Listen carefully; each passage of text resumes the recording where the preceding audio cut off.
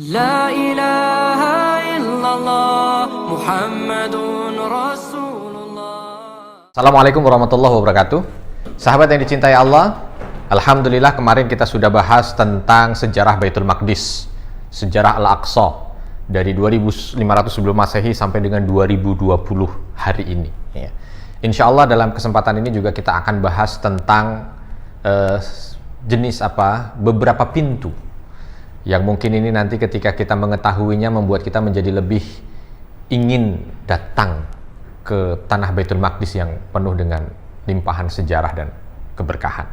3 pintu yang akan kita bahas pada episode ini, ya, karena 3 pintu ini berada di sebelah utara berjejer, ya, dan 3 pintu ini sampai sekarang juga masih dibuka dan bisa digunakan jamaah sholat untuk bisa masuk ke dalam komplek Masjidil Aqsa.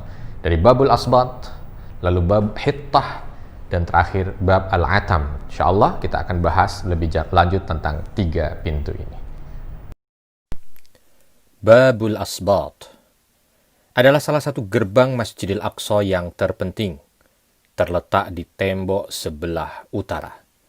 Setelah Babul Magharibah yang berada di tembok sebelah barat Masjidil Aqsa ditutup oleh tentara Israel, Babul Asbat ini menjadi gerbang utama masuk dan keluarnya jamaah salat, khususnya jamaah yang berasal dari luar Al-Quds, dikarenakan jaraknya yang begitu dekat dengan tembok kota Al-Quds.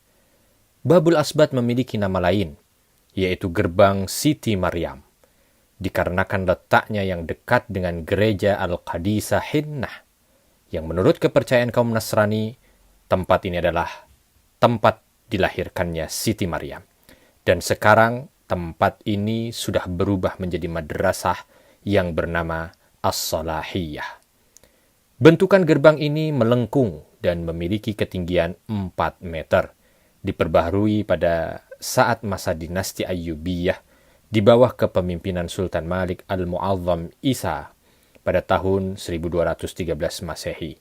Kemudian kembali diperbaharui di masa dinasti Utsmani sebelum diperbaiki ulang pada tahun 1817 Masehi.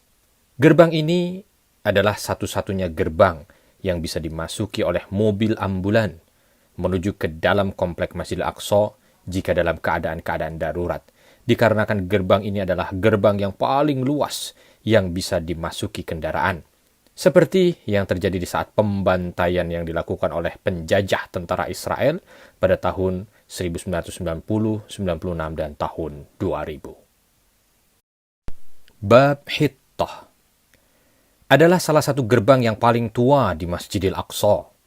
Menurut para ahli sejarah, gerbang ini sudah ada dari sebelum Bani Israel memasuki Al-Quds, terletak di tembok sebelah utara, di antara Babul Asbat dan Bab Faisal. Gerbang ini diperbaharui pada masa dinasti Ayyubiyah di bawah kepemimpinan Sultan Malik Al-Mu'azzam Syarifuddin Isa pada tahun 1220 Masehi.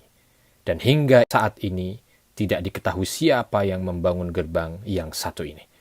Penamaan gerbang ini diambil dari ayat Al-Quran dalam surah Al-Baqarah ayat 58. وَقُولُوا حِطَّةٌ نَغْفِرْ لَكُمْ خَطَايَاكُمْ, dan bebaskanlah kami dari dosa. Gerbang ini berbentuk sederhana dan kokoh. Pintu masuknya berbentuk persegi panjang, serta terbuat dari material bebatuan yang menjulang ke atas. Konon, dahulu kala, gerbang ini dipakai untuk menggantung lampu-lampu hias. Babu Hittah berhadapan langsung dengan perkampungan Arab Muslim di Al-Quds, yaitu Harah As-Sa'diyah. Dan gerbang ini adalah salah satu gerbang yang diperbolehkan oleh penjajah untuk dibuka dan dipakai guna mendirikan sholat berjamaah. Dan seperti pintu-pintu Masjidil Aqsa yang lain, gerbang ini selalu mendapat serangan dari para penjajah. Yang paling terlihat adalah pelarangan jamaah sholat untuk masuk dari gerbang tersebut, khususnya ketika mereka melarang bagi jamaah di bawah umur 40 tahun untuk masuk ke dalam Masjidil Aqsa. Babul Atam, gerbang terakhir yang berada di tembok utara Masjidil Aqsa, Lebih tepatnya, dia terletak tepat di tengah-tengah tembok. Menurut sejarah, gerbang ini dipugar pada saat masa dinasti Ayyubiyah. Tepatnya pada masa kepemimpinan Malik Al-Mu'azzam Isa pada tahun 1213 Masehi. Pintu masuknya berbentuk persegi panjang dan memiliki tinggi 4 meter. Ia memiliki beberapa nama.